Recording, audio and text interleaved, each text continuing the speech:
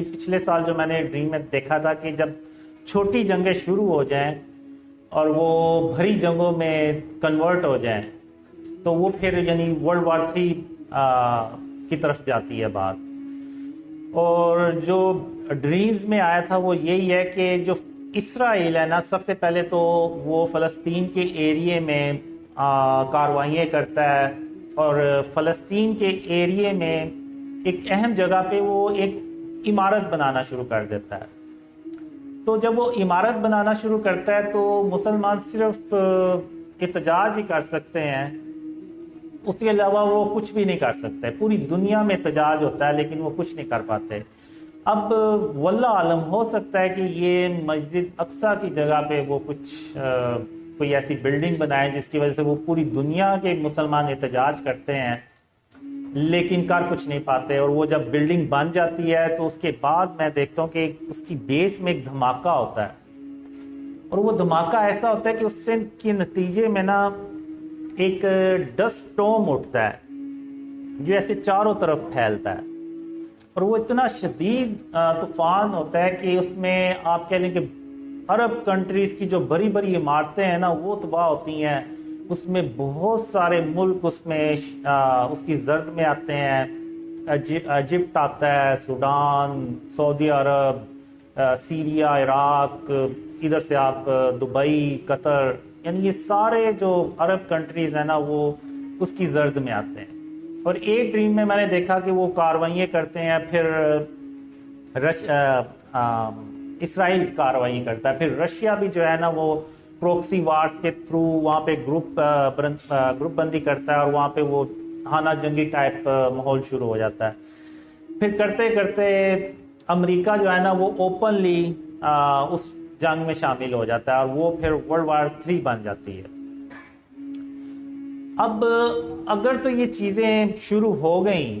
یہ جو اسرائیل اور فلسطین کا ریسنٹلی جو کچھ بھی چل رہا ہے، تو آپ بھول جائیں، یعنی پھر مسلمانوں کے اوپر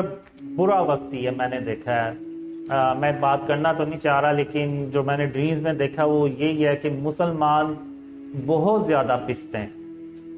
بہت زیادہ ان کو شکست بھی ہوتی ہے اور بہت بڑی تعداد میں مسلمان مارے بھی جاتے ہیں. اور یہ عمل تب تک جاری رہتا ہے جب تک کہ غزوہ ہند نہ ہو جائے. مڈل ایسٹ میں یہ سارا کچھ چل رہا ہوتا ہے لیکن پاکستان میں اللہ اپنی رحمت سے پاکستان کے لوگوں کو ڈریمز کا بتا بھی دیتا ہے اور ان کو پاکستانیوں کو سمجھ بھی آ جاتی ہے، اور وہ ہم اس ملک کو شرک اور اس کی اقسام سے پاک کرتے ہیں. جب ہم اس ملک کو شرک اور اس کی اقسام سے پاک کرتے ہیں تو اللہ کی جو رحمتیں اور برکتیں ہیں نا وہ اس ملک میں نازل ہونا شروع ہو جاتی ہیں اور ملک تیزی سے ترقی کرتا ہے. اور اس میں نے دیکھا ہے کہ اللہ پاکستان کو 3000 کالے رنگ کے ناقابل شکست جہاز بھی دیتا ہے، اور وہ جہاز وہ ہوتے ہیں جو جس کو دیکھ کے انڈیا کی اکیلے ہمت ہی نہیں پڑتی پاکستان پہ اٹیک کرنے کی. اور پاکستان اللہ کی مدد سے کشمیر بھی آزاد کرتا ہے. تو اب دوسری طرف مڈل ایسٹ میں جب وہ سب کچھ تباہ کر دیتے ہیں اور ادھر سے پاکستان ترقی کر رہا ہوتا ہے، تو آپ کو پتہ ہے کافی لوگوں سے تو یہ کبھی بھی ہضم نہیں ہوگا پاکستان ترقی کرے گا، اور خاص طور پہ انڈیا سے تو کبھی نہیں ہوتا. انڈیا جنگ کرنے کی کوشش کرتا ہے لیکن کالے رنگ کے جنگی جہازوں کی وجہ سے وہ کچھ کر نہیں پاتا. تو وہ پھر جو جنگ ہوتی ہے نا مڈل ایسٹ میں، اس کو پھر وہ پاکستان پہ لے کے آتے ہیں. اور یعنی چونکہ پاکستان ترقی بھی کر رہا ہوتا ہے تو وہ کافی لوگ کہتے ہیں کہ ہم پاکستان کو اگر ہم نے ادھر ہی روک لیا تو روک لیا، نہیں تو یہ کل کو ہمارے اوپر حکومت کرے گا. تو وہ اس نظریے سے بھی نا سارے ہندوستان میں جمع ہوتے ہیں اور پاکستان اکیلا ایک طرف ہوتا ہے. اس میں یہ ہوتا ہے کہ وہ اللہ اپنی رحمت سے ڈریمز پھیلاتا بھی چلا جاتا ہے اور بہت سارے مسلمان یعنی اسلام کا جو آخری قلعہ ہے پاکستان، اور جہاں پہ غزوہ ہند لڑی جانی ہے اور جہاں سے خاتم النبیین محمد صلی اللہ علیہ وسلم کا جو سچا اسلام ہے وہ پھیلنا ہے، تو اس کے دیکھتے ہوئے بھی نا پوری دنیا سے مسلمان پاکستان میں ہجرت کرتے ہیں، مائیگریٹ کرتے ہیں، اور پاکستان کی جو آبادی ہے نا وہ کافی پھیل بھی جاتی ہے، کافی زیادہ بھی ہو جاتی ہے۔ تو وہ سارے دشمن جب اکٹھے ہو جاتے ہیں تو یہ اگر میں کہوں کہ اس ایک طرف 100 ملک اکٹھے ہو گئے اور ایک طرف پاکستان اکیلا ہے تو یہ غلط نہیں ہوگا۔ پاکستان کو میں نے دیکھا ہے تقریباً چاروں طرف سے نا اٹیکس آتے ہیں، اور وہ بہت خطرناک قسم کی جنگ ہوتی ہے، اور اس جنگ میں مسلمانوں کا جیتنا بہت ضروری ہوتا ہے۔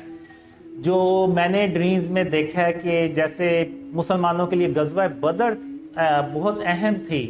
اس جنگ کو جیتنا بہت اہم تھا، اسی طرح غزوہ ہند کو جیتنا بھی بہت اہم ہے۔ تو اللہ کی مدد سے وہ پاکستان جنگ جیت جاتا ہے، اور پھر پاکستان مڈل ایسٹ میں جاتا ہے، اور وہاں پہ رشیا اور امریکہ جیسی سپر پاورز کو شکست دینے کے بعد